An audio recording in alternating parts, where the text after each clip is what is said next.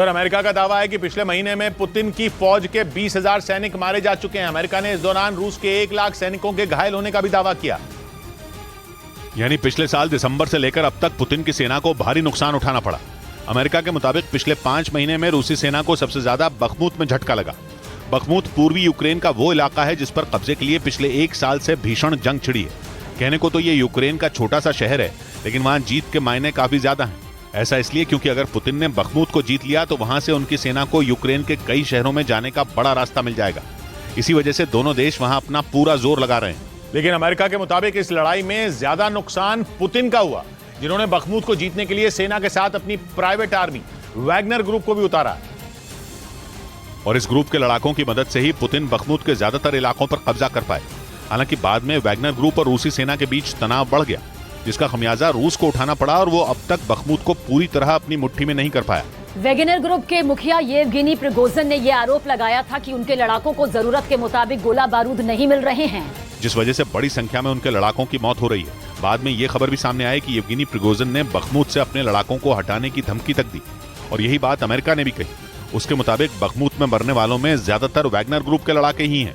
इस बीच पश्चिमी मीडिया ने दावा किया कि पुतिन की प्राइवेट आर्मी वैगनर ग्रुप में भर्ती के लिए 400 कैदियों की टोली जापोरिजिया पहुंच गई, जिन्हें कागजी कार्रवाई पूरी करने के बाद ट्रेनिंग के लिए भेज दिया गया।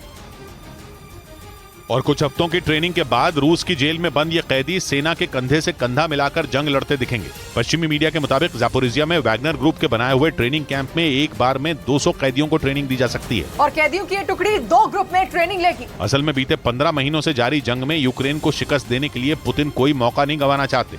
पश्चिमी मीडिया के मुताबिक पुतिन की सेना में सैनिकों की भारी कमी है, जिसे पूरा करने के लिए उन्होंने रूस की जेलों में बंद 400 खूंखार कैदियों को रिहा किया और उन्हें वैगनर ग्रुप के मुखिया येवगेनी प्रिगोजिन को सौंप दिया। इससे पहले भी रूस की जेलों में बंद कैदी जेलेंस्की की सेना के खिलाफ जंग के मैदान में उतर चुके हैं और उन्हें युद्ध के मैदान में हथियार उठाने का इनाम भी मिल चुका है। जिन कैदियों ने रूस की तरफ से यूक्रेन के खिलाफ युद्ध लड़ा, उनकी सजा माफ करके आजादी दे दी गई।